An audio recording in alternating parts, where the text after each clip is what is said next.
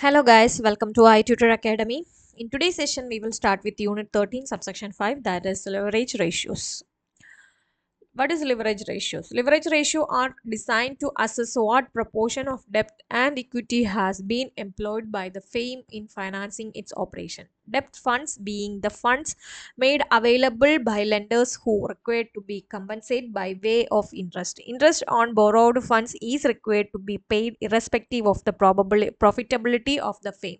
Hence, the use of debt is considered more risky than equity funds. In fact, the use of in the use of debt is considered a double-edged sword, and it entitled paying a fixed interest expenses out of the profit of the firm. The balance profit belong to the shareholders. When the firm is earning more than the cost of borrowed funds, it will magnify the returns to the shareholders. This is called trading on equity or financial leverage. If the firm's cost of borrowed fund is more than the rate of earning, then the use of debt would reduce the earnings available to equity shareholders. Hence, there is a need to assess the proportion of debt and equity in the capital of the firm. Leverage ratios help to assess the long-term financial position of the firm.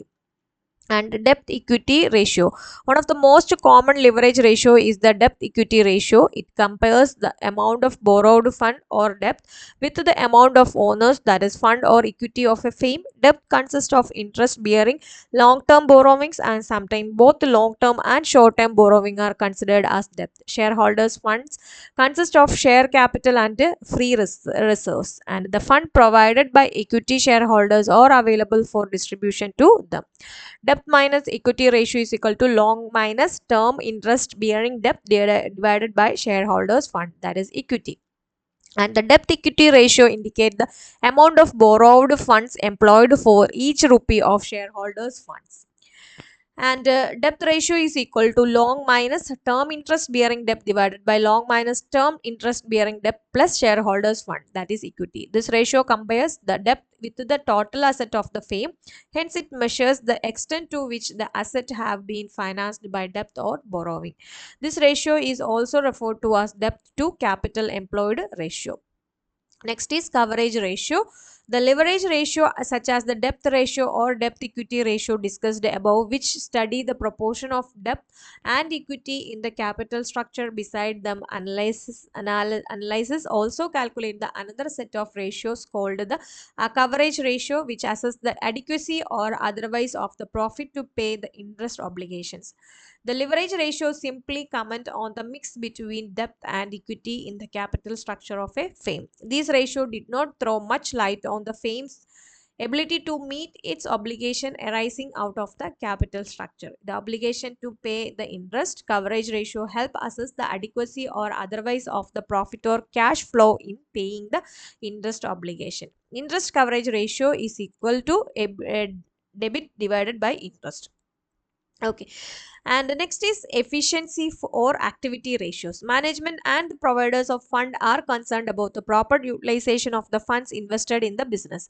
A greater amount of sales for a given amount of capital is an indicator of better utilization of the funds at the disposal of the firm. Efficiency ratio or activity ratio are used to evaluate the efficiency with which a firm uses its asset. These ratios are also referred to as a turnover ratio, as they relate to the various components of asset, that is inventory, debtors or fixed asset with the sales or turnover of the firm. Usually, efficiency ratios include inventory turnover ratio, debtor turnover ratio, creditors turnover ratio and asset turnover ratio. Inventory turnover ratio measures the speed with which the firm turns the inventories into sales. It is calculated by dividing the cost of goods sold sales if COGS figure is not available with the average inventory of finished goods. And average inventory is calculated by taking the average of opening and closing balance of inventory. The inventory turnover ratio indicate how fast the inventory is converted into cash. And when a firm sells its goods for cash, it receives cash immediately. However, when a firm sells on credit, the buyers are required to pay over a certain period. Credit sale of goods gives rise to the creation of debtors or accounts receivable. Gradually, when the buyers pay up, Debtors are converted into cash so long the buyers of goods do not pay. The firm's funds are blocked in the form of debtors. And next is average collection period analysis, the speed of collecting. These are aging schedule is there. Example is here. You just go through this session in your Ignou study material for more. Just read it out, and if you feel any doubts, you just contact us. Okay. And investment ratio or valuation ratio. Valuation is the process of estimating the worth of a company. Valuation ratio are helpful tool for evaluating the investment potential of a firm. Here is a list of principal valuation ratio.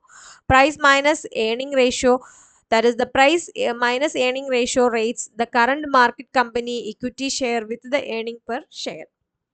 Price to earning ratio is equal to market price of equity share divided by earning per share. It indicates what the market expected to pay for each rupee of earning.